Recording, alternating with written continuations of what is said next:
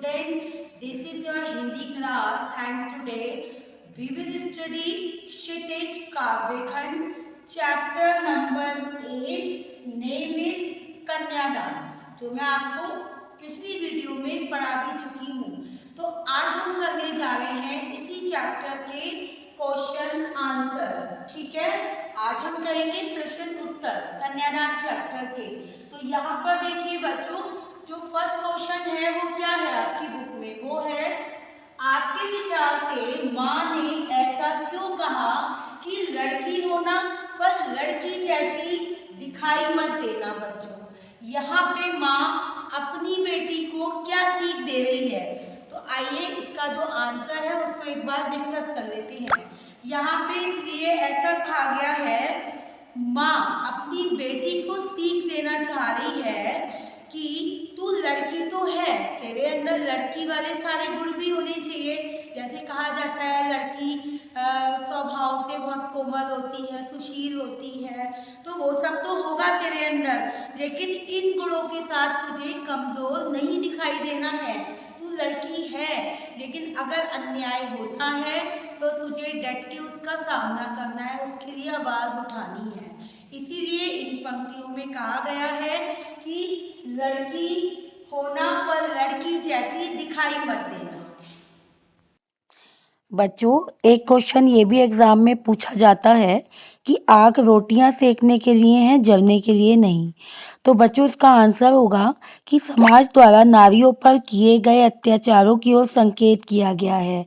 वह घर गृहस्थी संभालती हैं, रोटियां पकाती हैं, फिर भी उन्हें अत्याचार सहना पड़ता है। नेक्स्ट क्वेश्चन पूछा जाता है, पाठिका थी वह धुंधले प्रकाश की, कुछ तुर्कों और कुछ रैवत पंक्तियों की। तो बच्चों, आंसर होगा कि जो लड़की है वो बहुत सीधी सादी है।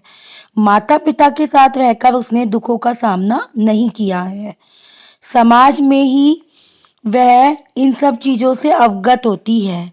उसका आने वाला जीवन भी सुखद सपना ही होगा, इसलिए उसे आने वाली बाधाओं का ज्ञान नहीं है। तो यहाँ पर पाठिका कौन है बच्चों? पाठिका है वो लड़की जिसको उसकी माँ विदा कर रही है और उसे बहुत सारी शिक्षाएं दे रही है। तो यहाँ पे इसका आंसर आप इस तरीके से कर देंगे।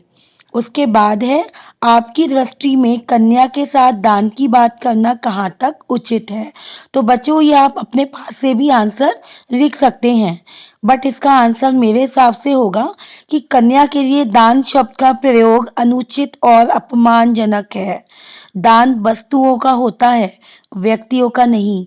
बेटी के साथ माँ पिता का एक संबंध जो होता है ना, वो बहुत अनन्य होता है। कन्या की अपनी स्वतंत्रता होती है, शादी के बाद भी उसका जुड़ाव अपने मैके से बना रहता है। तो हमारी दृष्टि में जो कन्या का दान देने की बात है वो अनुचित है। जो बच्चे सोचते हैं उचित है, उन्हें अपने शब्दों में आंसर देना होगा। तो बच्चों, एक बार दोबारा से रिवाइज कर लेते हैं चैप्टर। ये देखिए, ऋतुराज जी इस चैप्टर के कवि हैं। इन्होंने इस कविता को लिखा है। आप यहाँ पे देख रहे हैं कि ये उनकी फोटो भी दिखाई दे रही है और उनके जीवन के विषय में भी यहाँ पर बताया गया है। उसके बाद ये कविता है कन्यादान, जो आपकी बुक में है। कितना प्रामाणिक था उसका दुख लड़की को दान में देते वक्त, जैसे वही उसकी अंतिम पूंजी हो। तो यहाँ पे देखिए बच्चों, ये कविता है जिसका अर्थ मैं आपको वीडियो में बता चुकी हूँ। और सबसे अंत में है इस पार्ट के प्रश्न उत्तर, जिनमें से जो इम्पोर्टेंट क्वेश्चंस थे वो मैंने आपको वीडियो में समझा दिए हैं। होप कि आप सबको क्वेश्चन आंसर समझ में आए होंगे, और अगर आपसे किसी भी क्वेश्चन का आंसर पूछा जाता है तो आप अच्छे से उसका आंसर दे पाएंगे बच्चों।